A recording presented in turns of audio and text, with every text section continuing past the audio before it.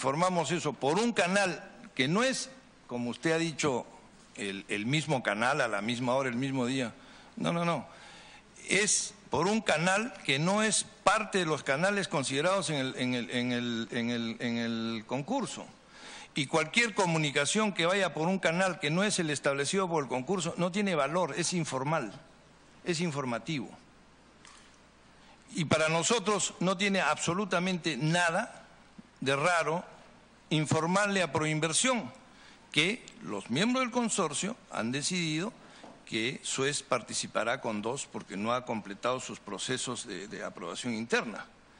Decisión que se implementaría cuando el vehículo al cual se le otorgaría la buena pro, el concesionario, se conforme y en ese momento cuando se emitan las acciones para Suez eran 2%. ¿Cuándo iba a ocurrir eso? Después de la adjudicación. ¿Antes qué pasaba? Antes no pasaba absolutamente nada, y menos cuando esta información va por un canal que no es el establecido en el proceso. Congresista Mantilla. Particularmente yo considero, aquí hay un principio constitucional que dice bien claro, nadie está obligado a hacer lo que la ley nos manda, ni impedido a hacer lo que ella nos prohíbe, ¿ya? Entonces, si las bases no contemplaban este tema de la reducción o aumento de acciones, independientemente de que se hace post-adjudicación, porque posteriormente a la adjudicación recién se puede conformar jurídicamente el consorcio, yo no considero que eso haya sido una causal para poder descalificar a este consorcio. Y más bien, como dijo el invitado, Proinversión tenía la posibilidad de declarar improcedente o inadmisible de plano esa comunicación informal de la variación de porcentajes. Y no estaba lejos de su razón cuando remiten la carta número 24, donde les piden que simplemente ratifiquen en su primer sobre, ¿no? O sea, la primera oportunidad. En consecuencia, ¿qué es lo que les hizo variar con la carta número 27? O sea, la verdad que yo no entiendo, ¿no? Si nos acogemos al principio constitucional que he mencionado, yo considero que acá no había ninguna razón válida inferior para poder descalificar a este consorcio. Gracias, congresista Mantilla. ¿Algún comentario, señor Cacique? Solo decir que concuerdo con lo expresado por el congresista y decir una cosa más. Supongo yo que si nosotros hubiéramos ido a un tribunal constitucional a pedir una acción de amparo con los argumentos que fuimos y nuestros argumentos hubieran sido inválidos, yo no tendría ahora un fallo a nuestro favor, ¿no? Yo tendría un fallo en donde el juez tendría que haberme dicho, mire señor, usted, sus argumentos no tienen ningún valor y la descalificación fue correcta. Y lo que ha dicho el juez es exactamente lo contrario. Su descalificación ha sido irregular, ilegal, violatoria del debido proceso y violatoria de sus derechos. Gracias, señor Cacique. Tiene el uso de la palabra el congresista Mauricio Mulder. Presidenta, muchas gracias. Nosotros somos una comisión, Presidenta, que se dedica a investigar la corrupción que han promovido aquí distintas empresas brasileñas. Pero tengo la impresión de que estamos creyendo, me incluyo incluso en eso, que esta es una comisión fiscalizadora e investigadora sobre el tema del gasoducto. Y en realidad lo que nosotros tenemos que encontrar es otro tipo de condicionantes. Y ver la manera de inferir que la irregularidad producida en cualquier obra que el Estado peruano haya contratado y en la que termina favoreciéndose a una de estas empresas brasileñas que estamos investigando, es consecuencia de un acto de corrupción. Ese es el objeto de nuestra investigación. De manera que creo que es interesante considerar pues todo esto, el tema de los plazos y los principios, etcétera, pero me parece que no es el tema de fondo, sino que el tema de fondo es el siguiente. Y por su intermedio la pregunta al señor Mile Cacique. Como consorcio que tuvo que enfrentar un hecho que el consorcio considera irregular, violatorio de sus derechos constitucionales, por los cuales han obtenido incluso, como se ha señalado, una sentencia de amparo, amparatoria. Ustedes están en condiciones, y con todo lo que se ha sabido, de deducir que el accionar de los funcionarios de Proinversión obedece u obedeció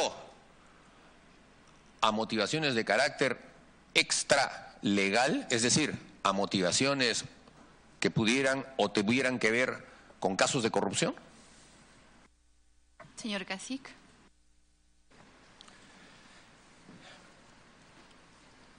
Lo que yo le puedo decir es que el proceder y las decisiones tomadas por los funcionarios de Proinversión han sido totalmente irregulares.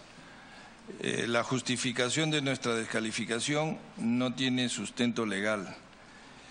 Evidentemente, sus motivaciones tienen que haber sido otras. No han sido motivaciones que se ajusten ni a las bases ni a los principios legales. Acá las motivaciones, y esa es mi opinión personal, es que tienen que haber habido motivaciones de otro tipo. No sé cuáles han sido, pero a la luz de lo que hoy día se sabe, evidentemente no se puede descartar que las razones por las cuales tomaron estas decisiones hayan sido razones subalternas o que de alguna forma tengan que ver con la forma en la cual Odebrecht operaba en el país, ¿no? En alguna parte del proceso formador del consorcio que ustedes constituyeron y que se empieza a estructurar desde el momento de la convocatoria,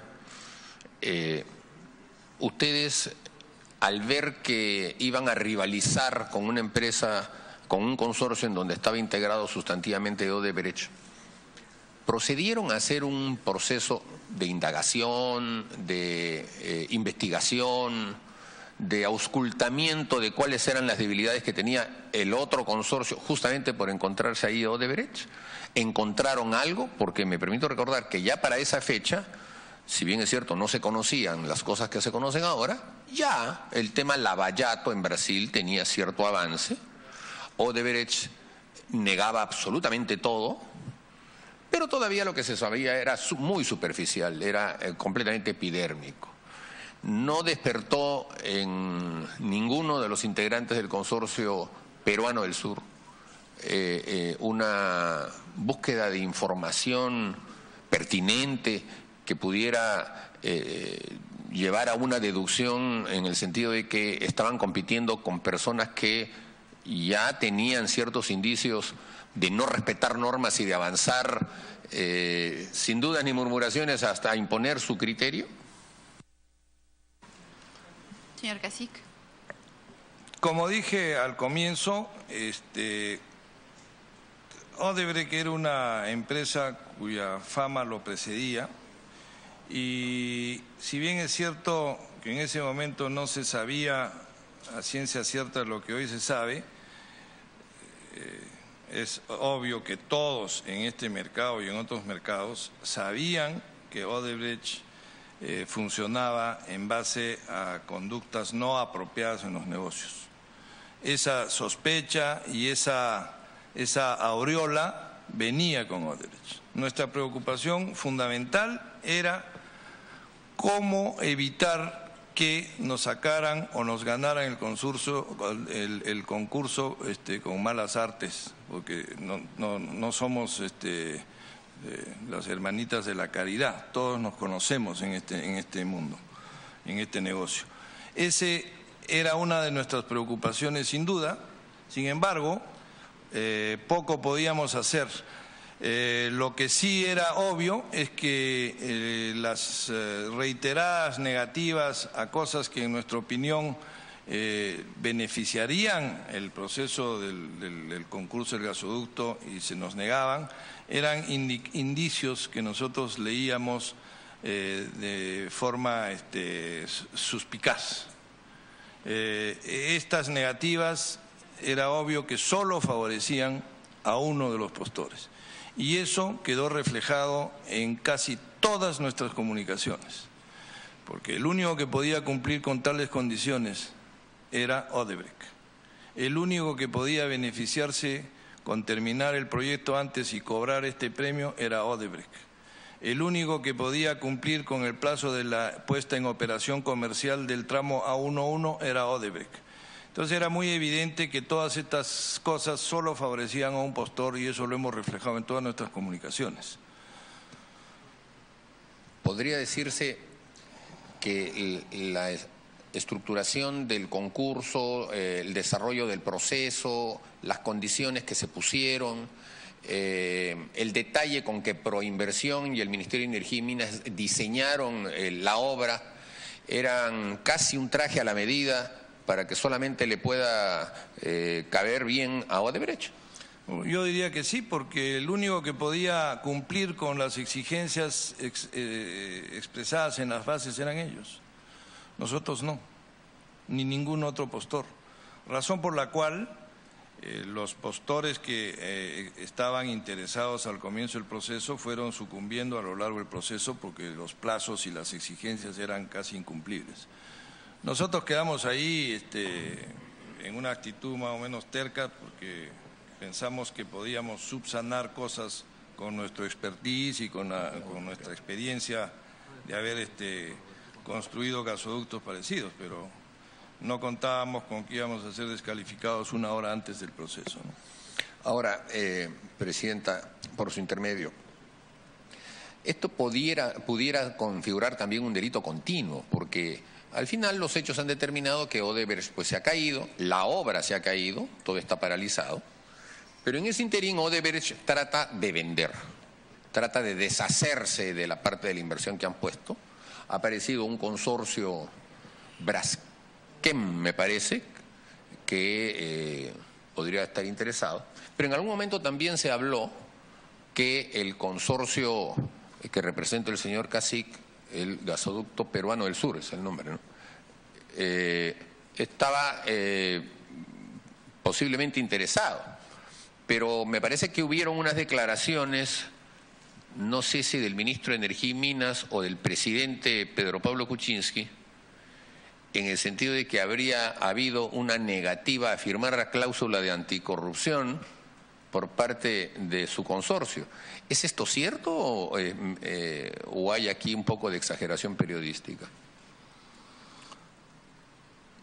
Nosotros, cuando Odebrecht no puede continuar con el proyecto porque se destapa el escándalo de corrupción en Brasil, los bancos deciden no prestarle la plata que falta, que eran 4.000 millones de dólares, de tal manera que el proyecto financieramente no volaba. Odebrecht decide vender y inicia un proceso privado de venta en la cual participan varios interesados en comprar la parte de Odebrecht, que era 75%, de la cual ya ellos habían vendido una fracción a Graña. Quedaba entonces Odebrecht con la mayoría, 55%, Graña y Enagás. En ese proceso participan varios interesados, Brookfield, Ferrovial, nosotros y creo que Macquarie. En el proceso interno, nosotros le hacemos una oferta, una non-binding offer, ellos comparan las ofertas y las condiciones y la nuestra era la mejor. Y entramos en un proceso de negociación a exclusividad, es decir, Odebrecht y nosotros tratando de comprarle el 55% de su participación, con lo cual se viabilizaría el financiamiento, Odebrecht desaparecía y el gasoducto podía continuar. Hicimos dos cosas. Por un lado, estábamos negociando con ellos nos dieron acceso a toda la información, hicieron un data room, teníamos acceso a toda la información y por otro lado, estábamos hablando con el gobierno para saber qué es lo que pasaba con algunas cláusulas del contrato entre las cuales estaba esta cláusula anticorrupción que usted ha mencionado. Esta cláusula anticorrupción, ¿qué decía? Decía que si en el proceso de investigación se descubría que el anterior adjudicatario, el anterior concesionario había cometido actos reñidos con la moral, sobornos, etcétera, la concesión se caducaba, independientemente de quién fuera el nuevo concesionario. Ustedes entenderán que una cosa es asumir la responsabilidad del propio accionar de una empresa, en donde, como yo le dije a las autoridades, yo a usted le firmo la cláusula anticorrupción que usted quiera, pero lo que no puedo hacer es aceptar una cláusula anticorrupción que me hace responsable por hechos y actos que hubiera cometido el anterior dueño. O sea, esta cláusula hay que resetearla, hay que cambiarla. ¿Y en base a qué hicimos ese pedido? Hicimos ese pedido en base a que el contrato dice que ninguna cláusula de este contrato se puede cambiar en los próximos 3 años, excepto aquellas cláusulas que se necesitan cambiar por razones de financiamiento. Y esta era una razón. Esta cláusula se tenía que cambiar para que el proyecto fuera financiable por los bancos. ¿Cómo así? Sacando a Odebrecht y entrando nosotros en su lugar, y los bancos iban a financiar el proyecto. Al final del día, el gobierno decidió no cambiar el texto de la cláusula. Y cuando nos anunciaron que ese cambio no se podía hacer, nosotros nos retiramos del proceso.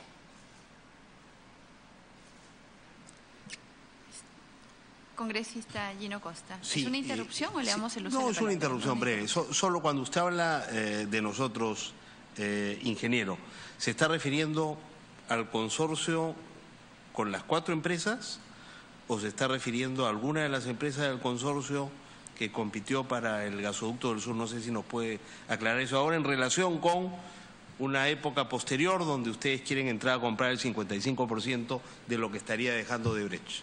¿A qué se refiere exactamente? En esta segunda etapa, de los 4 miembros del consorcio, solamente fuimos en esta segunda etapa 2 de los miembros del consorcio. Nosotros y Techin. Techin como constructor y nosotros como dueños del equity. Los otros 2 miembros no participaron en este segundo intento.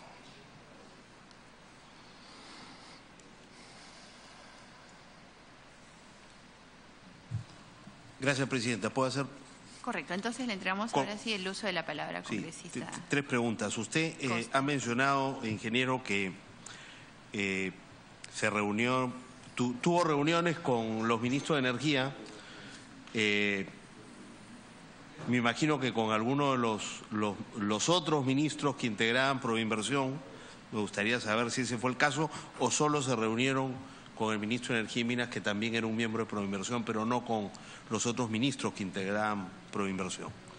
Y con autoridades de Proinversión, es decir, las autoridades encargadas que integraban el comité de adjudicación, me imagino, y seguramente el secretario ejecutivo de Proinversión. No sé si nos podría, digamos, indicar con mayor precisión a quiénes se referían. Y segundo, usted dijo que, hasta donde pude entender, que en todas esas reuniones estaban también los otros postores, es decir, dando a entender que no tuvieron reuniones en privado, solos con las autoridades encargadas de este proceso de adjudicación. ¿Es eso exacto? Han habido reuniones de ambos tipos, reuniones en las cuales nos citaban a todos los consorcios participantes y llegábamos y estábamos todos esperando, entraba uno, entraba otro, y así como es la reunión esta que se produjo con los ministros, una de las últimas reuniones. Las otras reuniones que se produjeron en el Ministerio de Energía y Minas eran iguales. Iban los miembros de los consorcios, pero no entrábamos todos juntos, simplemente entraba uno, entraba otro. Y era una reunión con el ministro, y el ministro normalmente estaba acompañado de sus asesores, sus abogados, en fin.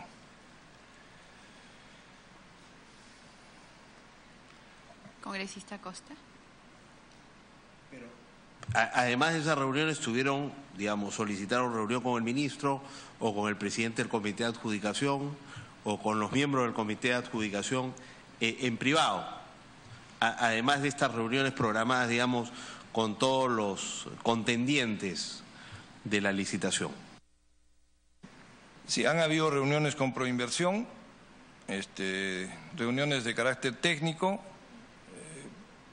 Calculo que han habido bastantes de esas reuniones, no sé cuántas, entre nuestro personal técnico y la gente de Proinversión para discutir temas vinculados con el contrato, temas vinculados con el tema del trazo del ducto, etcétera, etcétera. O sea, sí han habido reuniones de ese tipo con Proinversión y también probablemente con el Ministerio. Yo no he asistido a todas estas reuniones, evidentemente. Yo he asistido a contadas reuniones que están registradas todas en el Ministerio de Energía y Minas, ¿no? O sea, ¿eso es normal en un proceso de esta naturaleza? Entonces, las reuniones de alto nivel entre los representantes de las empresas y las autoridades encargadas del sector y de la licitación. Lo pregunto porque hemos solicitado esa información al Ministerio de Energía y Minas en el caso de Odebrecht, y las reuniones son, nos han sorprendido el número de reuniones que han tenido los representantes de la empresa con los representantes del Estado. Estamos haciendo también el mismo pedido para poder comparar si ha habido un acceso inequitativo, o muy desigual a las autoridades, y si eso también refleja un sesgo a favor de Odebrecht. Pero lo que usted está diciendo acá, por lo menos, es que ustedes también buscaban que reunirse con las autoridades porque es necesario como parte de un proceso de esta naturaleza. Presidente. Segunda, ¿sí? Sí, por favor. Presidenta, me pido una interrupción. Añadiendo un poco el tema, el señor Alejandro Manuel Segret era representante de la empresa del señor Cacique, del consorcio.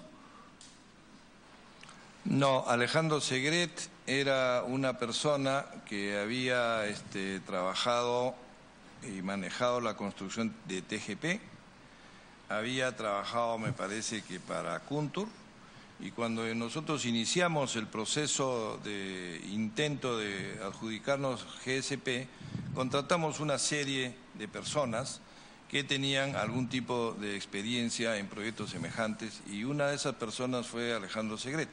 O sea, sí trabajó para nosotros, pero no era nuestro representante. En algún momento, el día del concurso, hizo de vocero, digamos, es el que habló con los periodistas ese día, pero no era nuestro representante. Pero él había trabajado para Odebrecht antes. No, para Odebrecht no, había trabajado para Kuntur. Bueno, que era de la misma familia, ¿no? Cuando Kuntur es adquirido por Odebrecht, entonces Segret sale de ahí. Eso es hasta donde sé.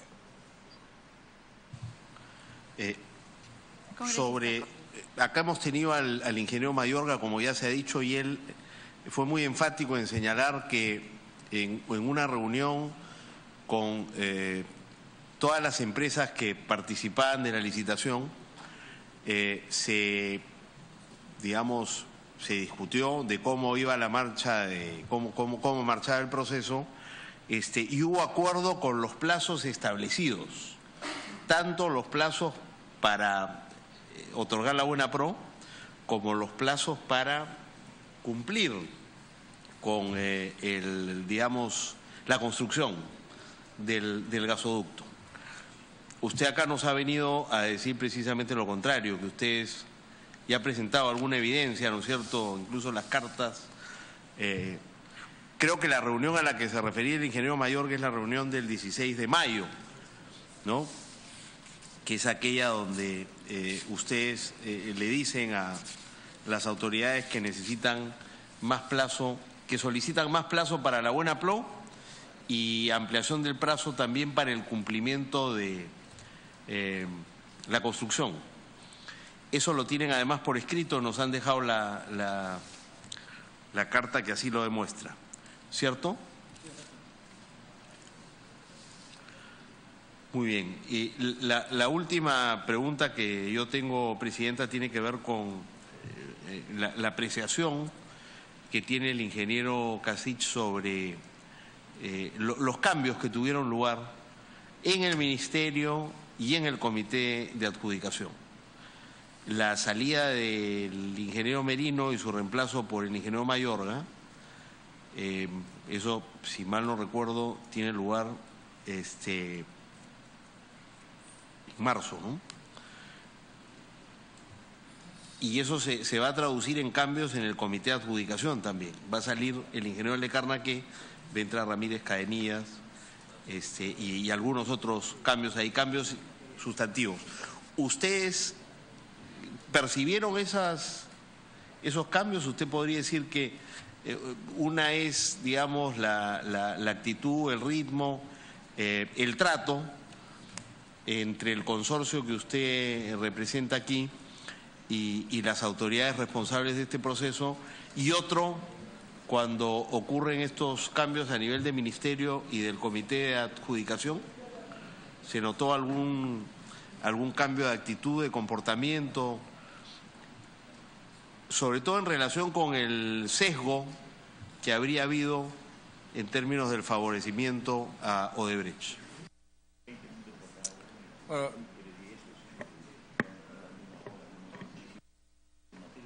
yo lo único que le podría decir es que cuando se producen estos cambios, lo único que se notó por parte nuestra es un intento de reducir los plazos aún más. Los plazos que ya eran estrechos, se intentó reducirlos aún más, y eso ocurrió en las reuniones. Aparte de eso, creo que no tengo ninguna observación, haciendo la salvedad de que los pedidos que hicimos todos fueron denegados, ¿no? Muchas gracias, Presidenta.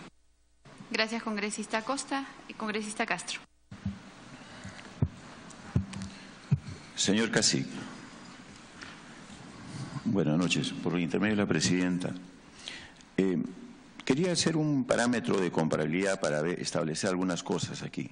Usted habló del costo de las obras, si me equivoco me corrige, más o menos es de 3.400 millones en el caso suyo. Nos habló adicionalmente que superan los 7.000 millones por cuestiones de mantenimiento y obras afines o colaterales, obras complementarias, etcétera. Habló de los 34 años, que creo que es el de dominio público, y la tasa de descuento, que es lo más importante, el 12%, ¿no es cierto? Háganos un paralelo con el caso de Odebrecht, en cada uno de los casos. O sea, mejor dicho, la oferta que presentaba Odebrecht, así como usted la presentaron, y cuál era la propuesta de ustedes. ¿Cuánto? Primero, habla de 3.400 millones, ¿cuánto ofertaba en esos casos Odebrecht? En segundo lugar, lo importantísimo es la tasa de descuento que ofertaba Odebrecht, porque eso nos va a dar un lineamiento claro, el por qué vamos a encontrar la razón económica del por qué se toman ese tipo de decisiones, ¿no? La oferta nuestra fue 7.190 millones. La oferta de Odebrecht fue 7.328. Como usted ve, son propuestas parecidas. Perdón, disculpe que lo interrumpa. Lo que queremos saber es, porque esa es la diferencia en el monto global, pero usted aquí se ha establecido en términos de cuánto era el costo de las obras. En el caso suyo era de 3.400. ¿Cuánto era en el caso de Odebrecht? Eso yo no lo puedo saber porque ese es un número que solo Odebrecht lo tiene, y el número que nosotros vemos es el global, es la oferta total, 7.328.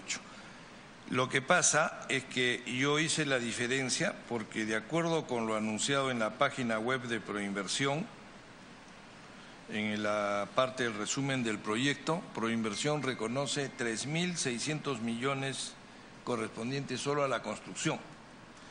Esos 3.600 millones tiene que haber estado por ahí, porque ese número lo hizo el consultor de Proinversión, que es Wood Mackenzie. La diferencia viene del valor presente de los costos de operación y mantenimiento, soft cost, pipes, etcétera. Todo eso tienen que haber sumado 3.700 millones. ¿Cómo lo trajo a valor presente Odebrecht? ¿Con qué tasa de descuento? Eso lo ignoro, pero el número global que salió finalmente fue 7.328, que le daba un ingreso garantizado anual de 912 millones. Ese era el ingreso garantizado anual que se deriva del proyecto adjudicado a Odebrecht. En nuestro caso, el número, en vez de 7.328, era 7.190, que parte básicamente los mismos componentes. O sea, la construcción puede ser un poquito más, un poquito menos, y el hecho de traer a valor presente los costos de operación y mantenimiento depende de cuáles son esos costos de operación y mantenimiento y cuál es la tasa de descuento. Al final llegamos a números parecidos, siendo el nuestro más bajo. Eso es lo que yo le puedo explicar, no sé si con eso le contesto o no. Bueno, en todo caso, queda en el aire todavía esa pregunta, porque pensábamos de que ustedes trabajan en función paralela para ver quién presenta la mejor oferta, porque la tasa de descuento es la que va a definir en el fondo el monto total y sobre todo en qué tiempo va a tener el retorno de la inversión. Y por ahí es donde está la coima, las cosas gruesas. A veces nos quedamos aquí en cosas menudas y bueno, al final de cuentas las cosas gruesas están por ahí. Por eso que nosotros, y es lo que ha sucedido, esto es lo que está sucediendo permanentemente en cada uno de los casos, ¿no? Por ejemplo, el caso Kuntur, o en el caso de Chincheros, se está dando una tasa de 22% de descuento, es altísima, inclusive 12% es alta, por eso es de que me trae a colación esto, porque ahí vienen los enjuagues. ¿Cómo arreglo yo con las tasas de descuento? Es otro tema. Bueno, eso queda, señora Presidenta, como una observación. Una pregunta sobre lo mismo. Los 912 millones de subsidio anual, ¿está incluido en ese monto? Cuando dice usted subsidio, ¿se refiere a qué cosa? A la garantía del uso total del gasoducto, ¿no? Creo que vamos a separar las dos cosas. Este número de la oferta incluye el costo de construcción, al cual se le suma el valor presente, los costos de operación, mantenimiento, más impuestos, más otras cosas. Esos dos números suman 7.328. Para amortizar ese número y darle un retorno de 12%, el número que hay que pagarle a Odebrecht o a quien sea el dueño del gasoducto, son 912 millones de dólares anuales, que eso representa la tarifa de transporte. Cuando se habla de la garantía ¿cómo funcionaba? Funcionaba de la siguiente manera: si el tubo estaba lleno, la garantía era cero, pero si el tubo estuviera vacío, la garantía tenía que cubrir estos 912 millones o la fracción que correspondiera según cuánto gas había en el tubo. De acuerdo. Vuelvo a preguntar. ¿Están los 912 dólares incluidos en los 7.328? ¿Sí o no? Estaría incluido si es que el tubo está vacío. Y no estaría incluido si el tubo está lleno. Bueno, y entonces vuelvo a hacer la misma pregunta. ¿Por cuántos años estaría vacío o medio lleno? ¿Qué años usted ha calculado en los 7.328 o en la oferta que ustedes hicieron? ¿Cuántos años calculaban que los 912 iban a ser pagados por el Estado? ¿Cuántos años? ¿10 años? ¿5 años? ¿20 años? ¿30 años? ¿Cuántos? Acuérdese que las bases del concurso establecían lo siguiente. Se fijaba el ingreso garantizado anual, 912 millones.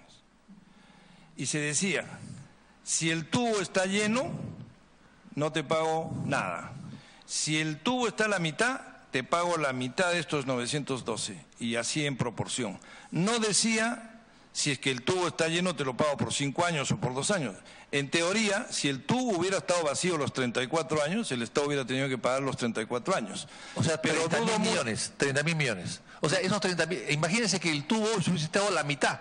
Se hablaba de la mitad vacío, la mitad lleno. La garantía era sobre la mitad. Imaginemos que la mitad había que pagarlo durante 34 años porque el tubo nunca se llenaba, por algún motivo.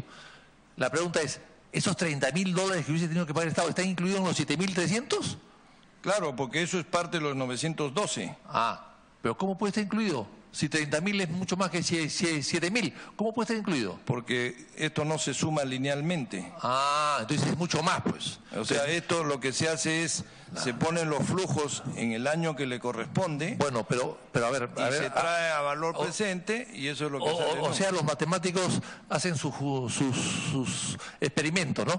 O sea, si es 7.000 millones y vale 3.800 la construcción propiamente del gasoducto, significa que sobran 3.000 y 3.000 se consumen en 3 años de que el tubo esté a la mitad. En 3 años y medio ya está consumido. Entonces, ¿cómo llegan a 3 años y medio? Si 3 años y medio no puede estar incluido. O sea, significa que no está incluido. Significa que no está incluido y significa que se podría en teoría pagar 30.000 millones más 7.000 y pico. Ese es el tema. A ver. Imaginemos que ya construí el tubo, gasté 3.500 millones de dólares. Ahora lo tengo que operar por 34 años. ¿Qué significa esto? Que tengo que tener operación, mantenimiento, impuestos, sueldos, salarios, etcétera. Todo esto que se llama el OPEX. Y que este OPEX se paga todos los años.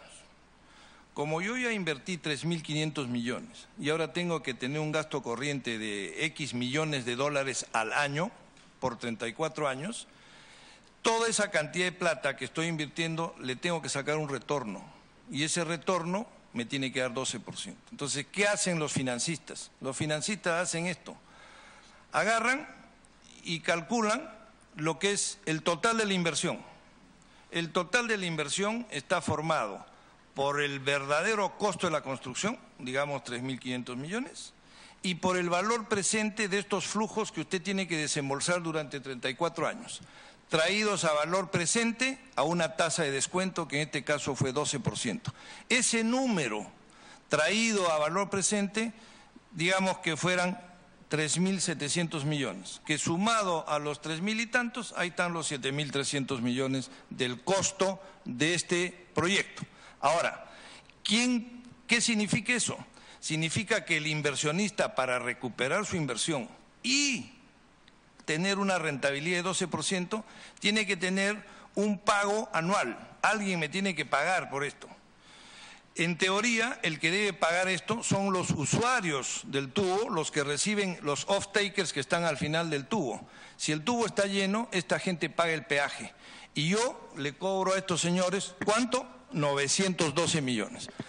Solo para terminar, si yo le cobro a estos señores los 912 millones, que es mi ingreso anual que necesito para recuperar mi inversión y para ganar 12%, el Estado no me paga nada. Supongamos la situación inversa. No hay una sola molécula caminando por el tubo. No hay un off-taker al final del tubo que me pague nada, ni un centavo. Entonces yo volteo y le digo al Estado, señor Estado, me tienes que pagar 912 millones anuales y el Estado me paga. O sea, una cosa es el flujo, otra cosa es quién lo paga. El flujo que se necesita para recuperar la inversión y los costos de operación y mantenimiento de este proyecto, dado que cuesta 7.300, son 912 millones anuales. ¿Quién lo paga? Como dije, depende de qué tan lleno o no esté el tubo. Presidenta, entonces, bueno, en primer lugar, el señor Cacique es un prestigioso gerente de una empresa importante. ¿El banco le cobra 12% por descontar una letra? ¿12%? El señor va al banco y le cobran un banco Scotiabank o el BBV Bank o el BBV Continental o el crédito le cobra 12% a su empresa por darle un préstamo. ¿Cuánto le cobra? ¿En soles o en dólares? En dólares, estamos hablando de dólares, es un contrato en dólares. Evitando el diálogo congresista, señor. Entonces, ¿cuánto le cobra, señor Cassis? No, sería interesante que le diga cuánto le cobra el banco. En dólares me cobra pues un 6-7%. Muy caro. Y su empresa no debe tener muy solvente, entonces. Muy caro. Porque mi normalmente empresa es la única empresa AAA que existe en el país. ¿Y por qué le cobra 6? Porque los bancos... Debería cobrar 2. No. 2%, 1, 2 o máximo 3. Qué raro. Y entonces, a usted le cobran 6, pero usted cobra 12. No, yo no cobro. Bueno, señor. O sea, su consorcio iba a cobrar 12. Había fijado su... Bueno, pues, qué buena utilidad. Qué buena utilidad. Señor Cassis, por favor. En primer lugar, nuestro consorcio no fijó ninguna tasa acá. Esta tasa está fijada por Proinversión. Esta tasa la fijó el gobierno, no nosotros. Estas son condiciones de la subasta. ¿Cuál es la tasa de descuento para traer a valor presente? 12%, 12%. Si el gobierno hubiera cobrado una tasa distinta, todos estos números serían distintos. El hecho es que las bases dicen 12 y por eso es que se hacen los cálculos con 12. Ahora, señor congresista, solamente para aclarar, el hecho de que alguien participe en este concurso y uno cobra 7.400 y el otro cobra 7.100, significa que el de 7.100, en vez de 912 millones, no va a recibir 912, va a recibir 840, 830. ¿Qué quiere decir? Que ese inversionista queda satisfecho con una tasa de retorno menor al 12%. ¿Cuál es esa tasa? Depende de cuánto haya ofrecido usted. Bien, Presidenta, en realidad nos hemos desviado un poco del tema, pero yo solamente quería anotar lo que ha dicho el colega Castro, que me parece muy interesante, que 12% que la fija Proinversión. O sea, ¿por qué? Porque ya se está demostrando que Odebrecht hacía las cosas para ellos. Y la gente de Proinversión eran empleados de ellos, abiertos o encubiertos, cerrados o asolapados. Eran todos aceitados por Odebrecht, o todos o muchos de ellos, lamentablemente. Entonces, este es un negocio que lo lleva Kuntur al Estado. El Estado no se le había ocurrido nada igual. El Estado podía llevar en camiones el gas, en ferrocarril el gas, en fin. No, el Kuntur se le ocurre y le da la idea y luego se queda con todo el proyecto a través de las mañoreserías que hemos conocido. O sea, es una elaboración de un gran proyecto para asaltar al Estado en realidad. Es para asaltarlo. El resto son números para cuadrar las cifras, saber cuánto quiero llevarme, nada más. 12% porque 912 millones de dólares anuales, que no están en esos 7.000 y que pueden ser durante 15 años o durante 20 años. Y como el gas se va acabando poco a poco, entonces al final del año 30 o el año 29 puede ser el 100% de la que puede estar vacío. Entonces ese es el problema, presidente. Eso es lo que quería aclarar. Nada más, no es 7.000, hubiese sido mucho más. Gracias a Dios salió Odebrecht confesando sus crímenes en Brasil y nos libramos de esta organización criminal, presidente. Gracias, congresista. Continúe en el uso de la palabra, congresista Castro. Bueno, queríamos llegar a eso y esa es la forma como se le ha venido robando, no al Estado. El que paga es el usuario al final de cuentas.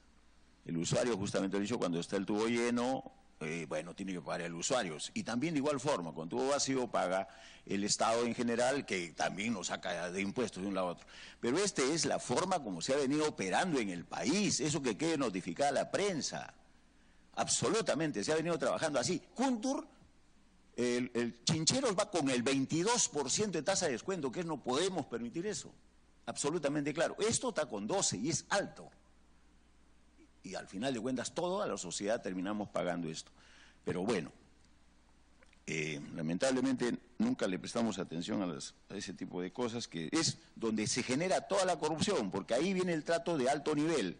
¿Cuánto te pongo? Unos dicen 10, 12, bueno, total, como ellos no van a pagar 15, 20, eso se soluciona en Palacio de Gobierno, en los niveles de los ministerios, porque está claro, eso no se soluciona en los niveles de abajo, se soluciona en los niveles de arriba. Simplemente, en todo caso, ya ha quedado aclarado esta figura, Por otro lado, queríamos, usted que nos diga directamente, ¿quiénes son los socios, señor Cacique, por intermedio de la presidencia, quienes hoy, en este momento, están de asociados y las conversaciones que supuestamente tienen para tomar todas las acciones de Odebrecht en este caso? Si usted tiene algún tipo de referencia y también de las anteriores, por supuesto, señor Cacique.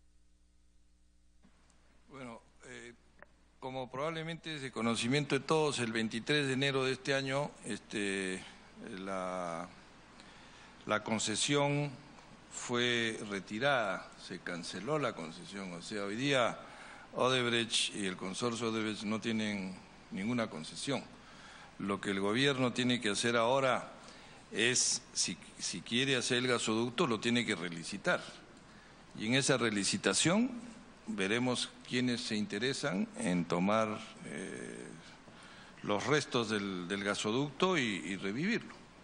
En este momento, que yo sepa, no hay ningún proceso aún iniciado, no hay nombres en el panorama que se puedan interesar, pero tan pronto como el gasoducto se relance, seguramente que aparecerán interesados. Pero hoy día el gasoducto está absolutamente paralizado. Tiene la interrupción congresista. Gracias, presidente. Gracias, colega.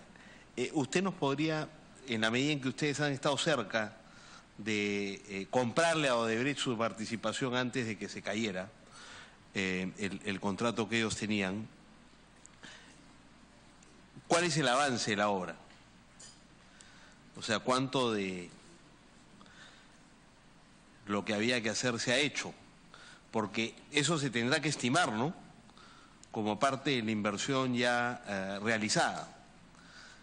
Y en la medida en que ustedes han estado cerca de esto, tienen que tener obviamente un estimado.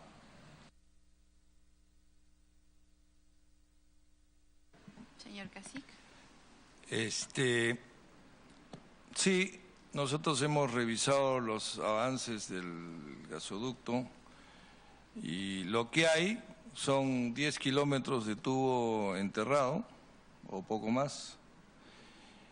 Hay tuberías compradas que están almacenadas en diferentes puntos a lo largo de la ruta del gasoducto y están ahí los compresores, los campamentos y eso es todo.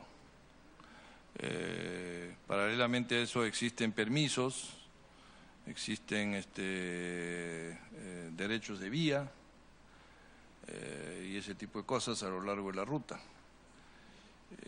Evidentemente, cuando este proyecto se relance, el gobierno va a tener que valorizar cuánto hay ahí y va a tener que poner un precio en base a eso. ¿Cómo lo va a hacer? No lo sabemos todavía. Hay diferentes formas de hacer esto. Calculo que sabremos cómo lo va a hacer en el momento que se relance o se relicite el gasoducto, que entiendo que ocurrirá en algún momento de acá a fin de año. ¿A cuánto asciende esa inversión para usted?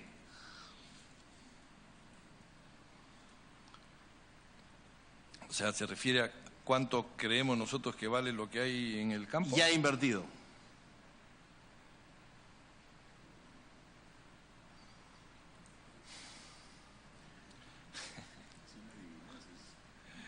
Del monto total comprometido, digamos, ¿no? Bueno, lo que hay en el campo entre tubo enterrado,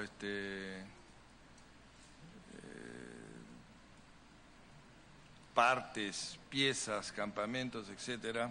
O sea, ¿cuánto pagaría usted por eso? Yo calculo que eso debe valer una cantidad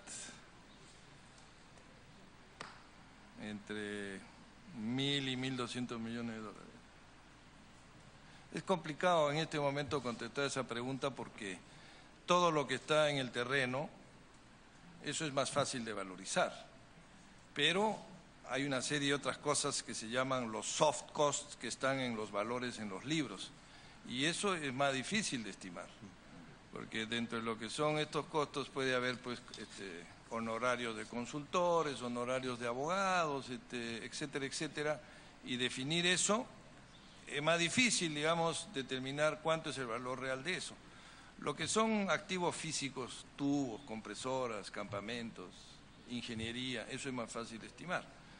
Es un proceso complicado y a eso añádale que ahora, dado que el proyecto está paralizado prácticamente ya una cantidad de tiempo que supera el año, probablemente ha habido un proceso de deterioro de los activos que están en el campo, por lo tanto hay que castigarlos un poco.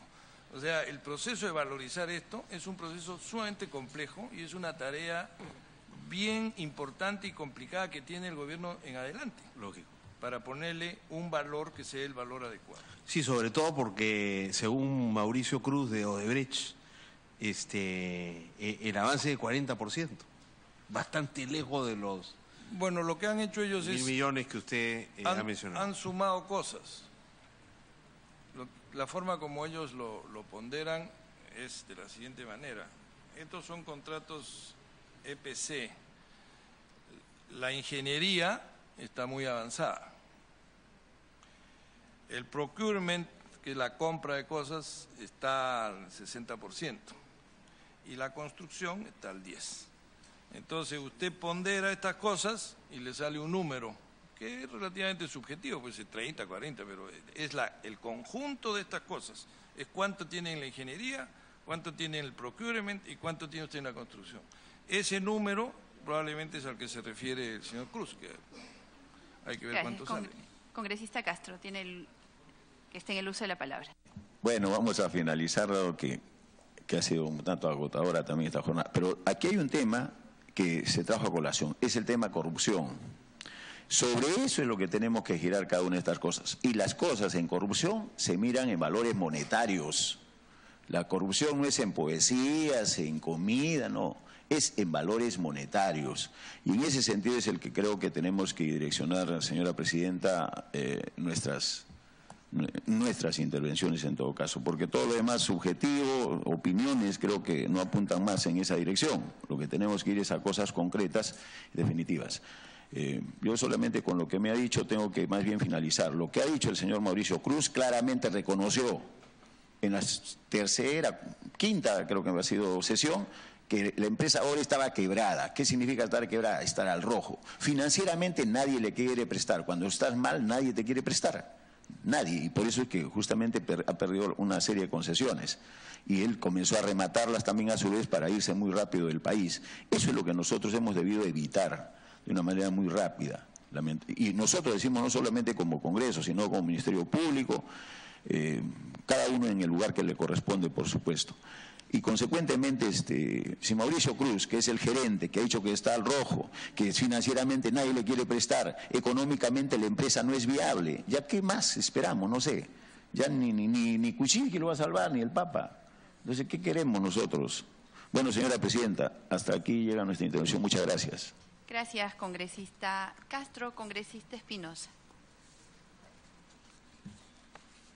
Gracias, presidente. Bueno, por su intermedio, señora presidenta, la preocupación es, creo que ya, ¿por qué se cambió la carta? ¿No? Porque se suponía que si no afectaba todo el proceso no se pudo esperar. Una de las funcionarias del Comité de Seguridad Energética señaló que había falta de veracidad o insuficiencia en los datos y eso es lo que gatilló o lo que motivó que prácticamente quedaran fuera de carrera. Señor Cacic. Bueno,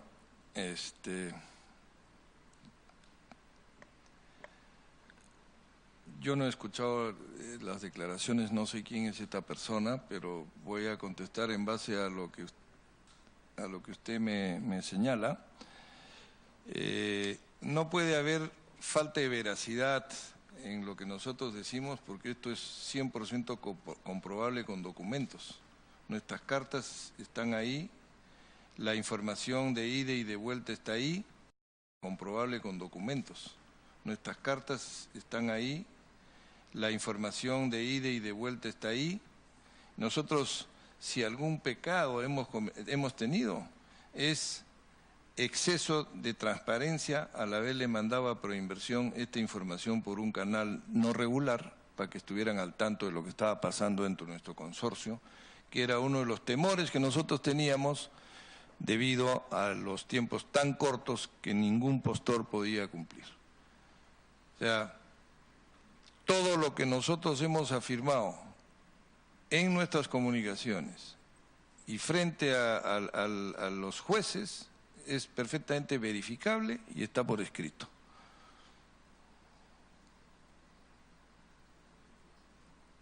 Congresista Espinosa. Bien, la carta que ustedes presentaron y que modificaba la participación de los socios, miembros del consorcio, señala falta de veracidad, falsedad genérica en el tema de datos, o simplemente una precisión que pudieron subsanar o pudieron realizar en otro momento y no en ese momento, lo que generó, y lo dijo también el señor Mayorga durante esa presentación y otros funcionarios, que no se explican por qué ustedes presentaron la carta.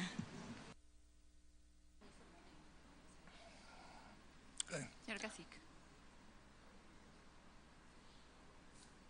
La carta la mandamos a Proinversión porque había ocurrido un hecho concreto y que era que uno de nuestros socios no podía participar con 25% porque no había conseguido las aprobaciones que significaba esa cantidad de plata para ser comprometida por los tiempos tan cortos que nos estaban dando. Acuérdese que la versión del contrato última el día 29 de mayo todavía no teníamos la versión final del contrato.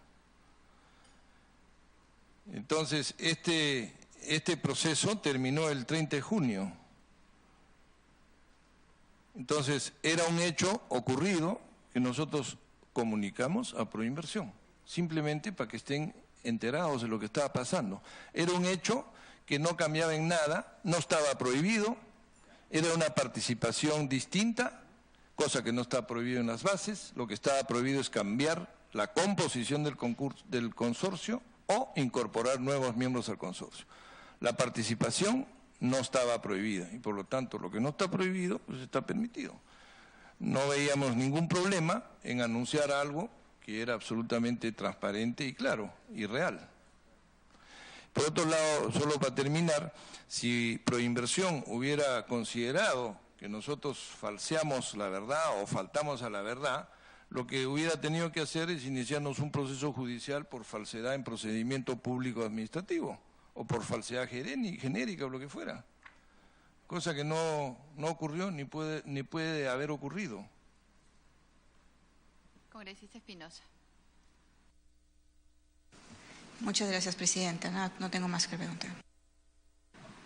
Congresista Mantilla, ¿desea hacer alguna pregunta? Sí, una acotación final, nomás, Presidenta, que me olvidé de mencionar en mi última intervención, de que en los procesos de contrataciones públicas hay principios, y un principio es justamente la libre concurrencia y competencia. Cualquier decisión que tome el Estado, ¿no?, en este caso Proinversión, debía ser con la idea o bajo el principio de libre competencia, o sea, interpretar cualquier situación en favor de que haya más competencia. En este caso, curiosamente, tomó la decisión de descalificar, diciendo de que había una variación de porcentual que no estaba contemplado. Solo quería agregar eso, ¿no?, que también se ha violentado el principio de libre competencia y concurrencia. Nada más. Gracias, congresista Mantilla. Señor Cacique, para algunas precisiones, le rogaría también, dado que lo que necesitamos en esta última etapa ya son precisiones, responder lo más breve posible. Usted ha señalado que hubo conflictos de interés en este concurso, ¿verdad? Respóndame, por favor. Sí, señora. Correcto. ¿Nos puede precisar qué funcionarios o qué personas tenían esos conflictos de intereses? Bueno, en nuestra opinión, conflicto de intereses tenía el señor Ramírez Cadenillas, conflicto de intereses tenía el señor Mayorga y conflicto de intereses tenía el Estudio del Mar, porque algunos abogados del Estudio del Mar habían sido funcionarios en el área legal de Odebrecht. Entonces,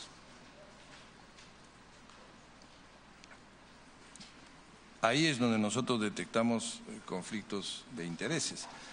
Que dicho sea de paso, si todo el proceso hubiera sido un proceso regular, estos hechos hubieran sido anecdóticos, pero cobran una tremenda importancia cuando las decisiones que toman estas personas orientan el concurso en una dirección, por decirlo menos, sospechosa.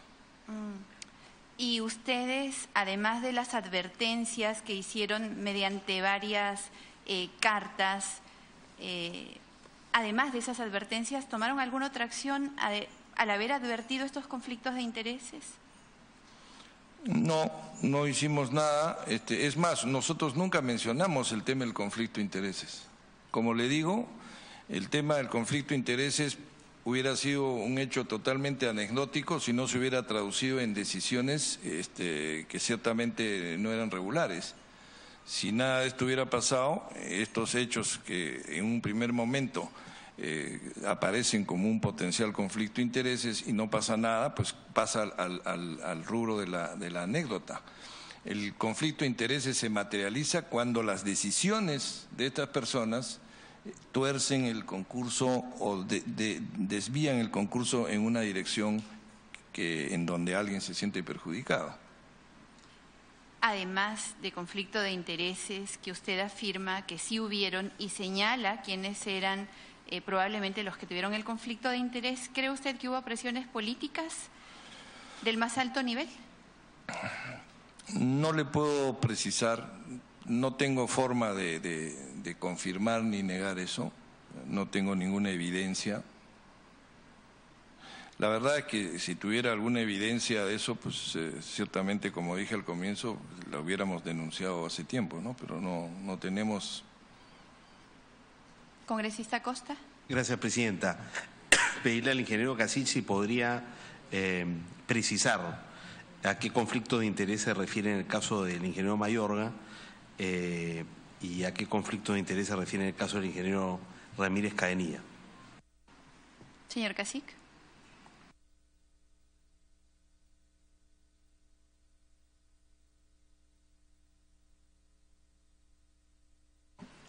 Me refiero a lo siguiente. El señor Ramírez Cadenillas es representante legal de Latin Energy y Latin Energy ha sido consultor de Kuntur y Kuntur es una empresa que terminó siendo adquirida por Odebrecht, razón por la cual y ahora resulta que el señor Ramírez Cadenillas presidió un comité de adjudicación, ¿no? Creo yo que ahí hay un problema, que es un conflicto de intereses. Pero fue, digamos, trabajó, hizo consultorías para Kuntur antes de que Kuntur fuera adquirida por Odebrecht o después de también. Yo entendía que había una relación con Kuntur anterior, aunque creo que ha reconocido haber hecho consultorías para Odebrecht. Sí, creo que ambas cosas, ¿no? Pero también para todas las otras empresas que estaban concursando, es decir, es un consultor en un medio donde hay pocos consultores y pocas empresas operando y bueno. Y puede ser que haya hecho consultorías para otras empresas, de hecho, en nuestro caso yo no conocía al señor Ramírez Cadenillas, o sea que con nosotros nunca lo hemos requerido. Mismo comentario en el caso del señor Mayorga, que creo que ha tenido pues consultorías con Odebrecht. Y mismo caso con el estudio Delmar, en donde la doctora Simoes es miembro del estudio Delmar Ugarte y es ex directora jurídica de Odebrecht. Entonces, al final del día, como le digo, son cosas que no se ven bien. Si todo este proceso hubiera sido más normal, transparente, sin todas las irregularidades que ha presentado, estos temas pasarían al tema de la anécdota. El problema es que cuando estas personas empiezan a tomar decisiones que han derivado que han desviado la dirección del proceso en perjuicio de alguien que debería haber sido el ganador del proceso. Ahí es donde aparecen estas preguntas, muchas de las cuales, por supuesto, no tienen ni tendrán respuesta. O sea, estamos en el mundo de lo que se ve, de las apariencias. En el fondo, no sabemos si el hecho de que alguien haya trabajado para este señor haya significado que tome una decisión que favorezca a esta persona. Eso es un tema subjetivo y nunca lo vamos a poder saber. Pero no se ve bien. Gracias, congresista Costa. Señor Cacic, usted ha señalado en esta sesión de que la decisión de apartarlos del proceso no tiene sustento legal, ¿verdad? Sin embargo, se han presentado, de acuerdo a lo que usted también ha señalado a lo largo de esta sesión, 3 instrumentos en forma de informes legales para descalificarlo. Uno, lo acaba de señalar usted, que dice que podría significar conflicto de interés y señala al estudio del Marugarte por los integrantes que allí tenían. ¿Los otros 2 informes considera usted que aportaron a la decisión de alguna forma? ¿De quiénes fueron? Hasta donde yo sé, han habido 2 informes, del estudio Delmar y otro del estudio Checopar. El tercero al que usted hace referencia, calculo que es la opinión del Departamento Legal de Proinversión. Lo que salta a la vista es que ciertamente acá hay una situación irregular cuando la gente de Proinversión y el ministro Mayorga dicen que la decisión de descalificarnos estuvo basada en la opinión legal emitida por 2 estudios de abogados. Sin embargo, como he mencionado, acá tenemos un pequeño problema de fechas, ¿no? Estos informes están fechados al día siguiente de la decisión que toma y que el comité y que consta en el acuerdo de sesión número 94 del 27 de junio. En esa sesión se toma la decisión de descalificarnos. Por lo tanto, en esa sesión no se podría haber basado en los informes legales, porque esos informes legales recién llegaron al día siguiente.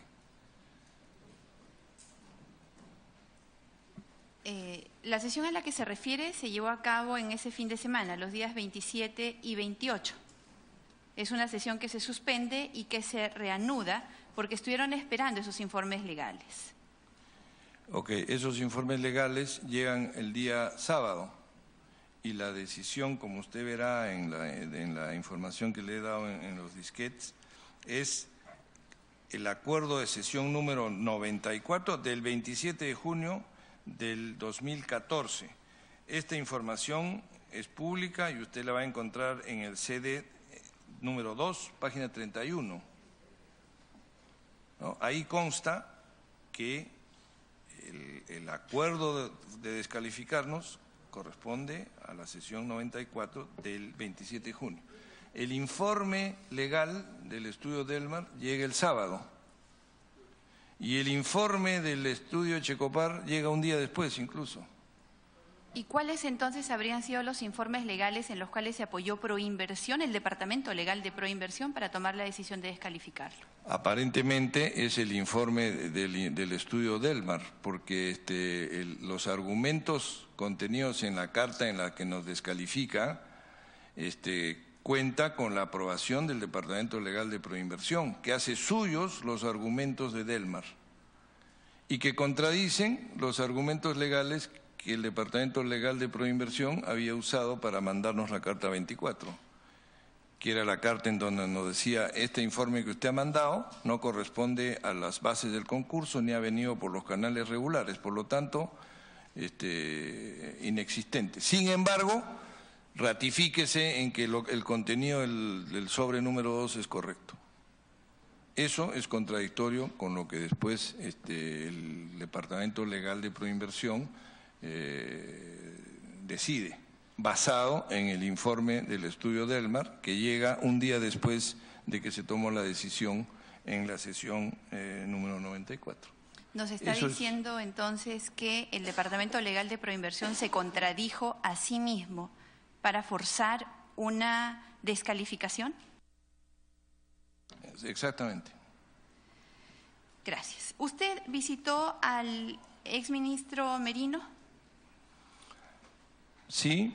¿Puede decirnos aproximadamente cuántas veces? Con el señor Merino yo he hablado varias veces. ¿Varias? ¿Podría aproximar un número? Debo haber hablado pues con el señor Merino mientras él estuvo de ministro, no sé, unas 4 o 5 veces, no de temas del gasoducto, sino de otros temas vinculados con nuestro negocio de distribución eléctrica y los proyectos de generación hidroeléctrica que tenemos. Respecto al gasoducto, debemos haber hablado una vez o dos como máximo hacia las finales de su periodo. Gran diferencia con respecto a las 40 y más que se habría reunido con el señor Barata, ¿verdad? Bueno, yo no sé cuántas veces se reunió. Fueron ese número aproximadamente. Dígame, ¿usted dónde le notificaron la decisión de descalificarlo? Estábamos sentados en nuestra oficina esperando que se abra la mesa de partes de Proinversión, que abría a las 9. Eran las 8, estuvimos ahí desde las 8 de la mañana y a las 8:30 una secretaria nos trajo la carta que acababa de llegar a mesa de partes y era la carta que les he mostrado, donde nos decían que habían cambiado de opinión y que nos descalificaban. Eso fue 8:30 de la mañana. La mesa de partes de Proinversión todavía no había abierto. Nosotros teníamos la carta diciendo sí, me ratifico, lista para entregarla a las 9, porque el plazo se vencía a 9:30. ¿La Contraloría ha actuado en este caso? No lo sé. ¿Hay procesos judiciales abiertos a funcionarios de Proinversión u otros por este caso? ¿Conoce usted? ¿Ha sido llamado a alguno de estos procesos? No.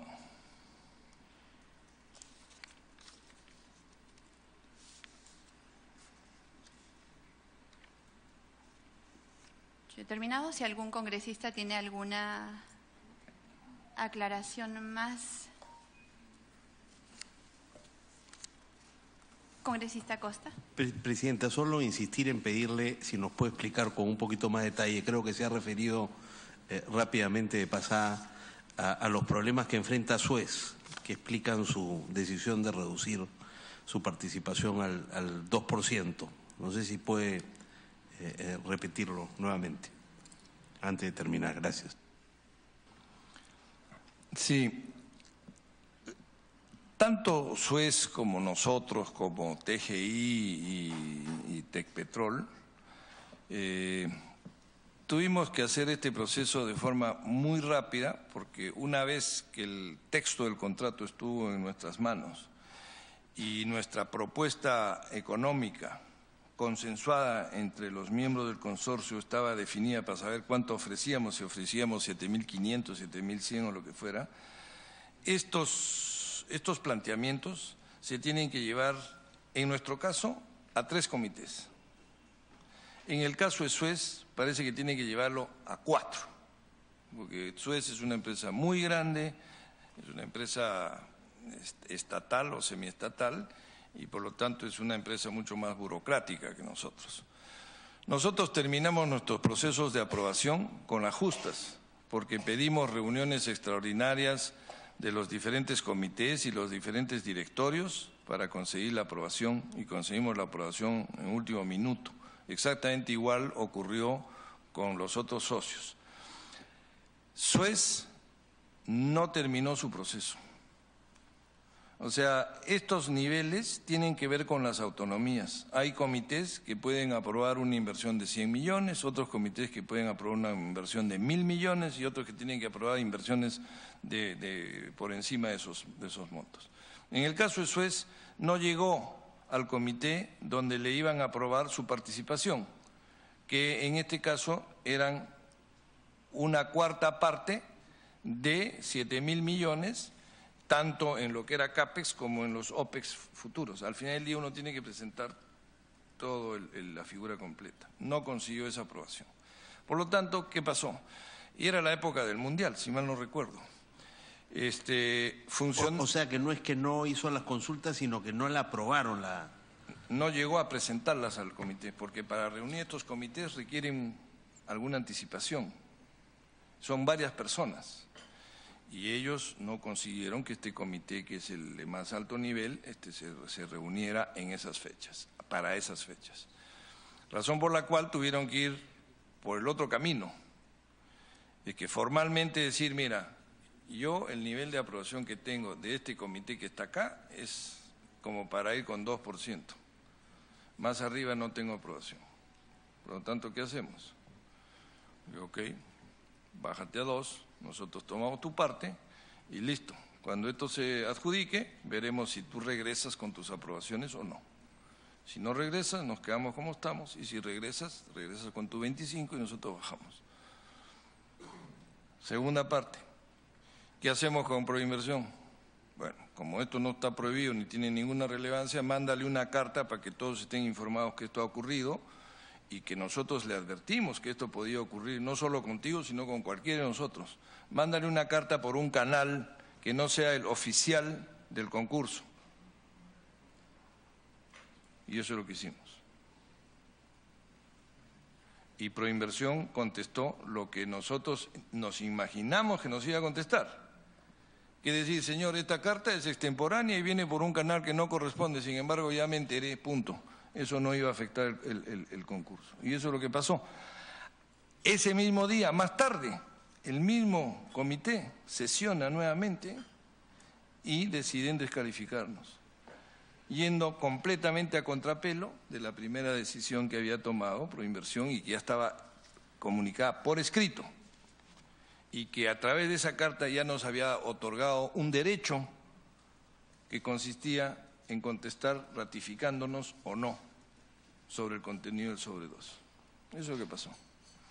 Y luego, para justificar, digamos, nuestra descalificación, yo creo que Proinversión exprofesamente ha tratado de confundir participación con composición, ha usado esos términos de forma intercambiable y son completamente distintos. Cambiar la composición sí está prohibido. Si somos 4, los 4 tenemos que ir hasta el final. Esa es la composición. ¿Quiénes? No está prohibido la participación. 25, 5, 10, 15, no está prohibido. Puedes cambiarla. Y esa participación, que originalmente era 25, 25, 25, así se quedó en el sobre 2 y así se tenía que quedar hasta después de la adjudicación. No se podía haber cambiado. Así nosotros hubiéramos querido cambiarla. Y importantísimo mencionar que si Proinversión no hubiera querido aceptar, tenía toda la prerrogativa para decir, señor, ¿usted quiere cambiar? No puede cambiar, no le acepto. Listo. Con lo cual cerraba el caso y aseguraba que un participante más presentara oferta. O sea, si realmente la intención hubiera sido tener más de un participante y no la de convertir este proceso en uno de postor único, Proinversión pudo haber hecho muchas cosas. Hizo aquello que eliminaba al postor. Y luego, digamos, para explicar por qué fue que nos descalificaron, como dije, ha usado como términos intercambiables composición con participación. Y esta es una posición nuestra, congresista, que podría haber terminado, como de hecho terminó en el Poder Judicial, y nuestra opinión no tiene por qué ser ratificada por un juez, a no ser que el juez considere que tenemos alguna razón. Y eso es lo que pasó. Si nosotros hubiéramos ido con una posición absurda, el juez nos hubiera dicho, señores, usted no tiene razón, están bien descalificados. El juez ha dicho, no señor, ustedes han sido descalificados de forma irregular. Y ahí está el fallo. Veremos qué pasa en la segunda instancia. Mi percepción es que esto va a ser ratificado, porque es muy claro la violación al debido proceso y a nuestros derechos constitucionales. No sé si...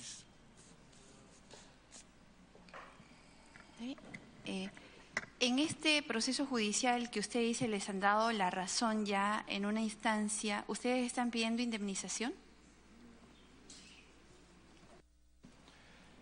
Este proceso tiene dos partes. Uno era volver a foja cero el concurso, cosa que ya no se puede hacer porque el juez ha explicado de forma profusa por qué no puede regresar esto a foja cero, ha pasado demasiada agua debajo del puente.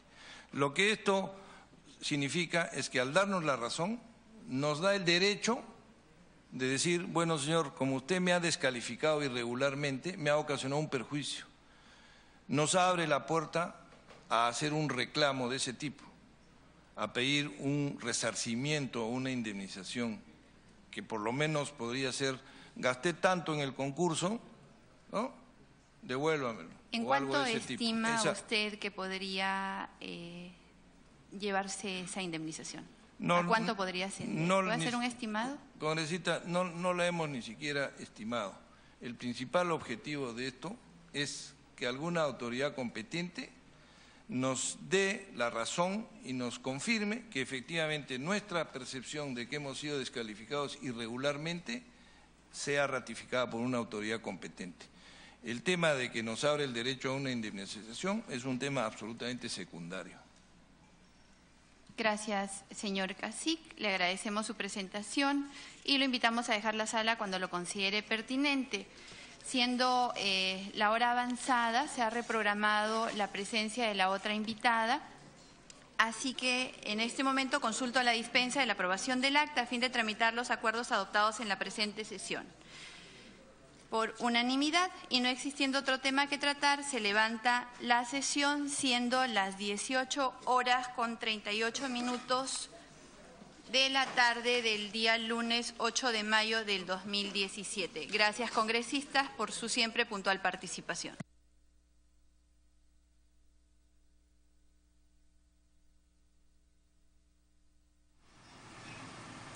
Bien, de esta manera concluye una sesión más de la denominada Comisión Lavallato, una sesión ordinaria, comisión que preside la congresista Rosa Bartra y que tuvo como invitado al señor Mael Cacique Enríquez, gerente general del gasoducto del Sur. Bueno, se esperaba también la presencia de Rocío Calderón, exfuncionaria de la OCE, y ex amiga, o mejor dicho, amiga de la ex primera dama Nadine Heredia. Sin embargo, se ha extendido por mucho tiempo el interrogatorio al señor Mael Cacique, que ha estado respondiendo varias interrogantes. Continúen con la programación de Congreso.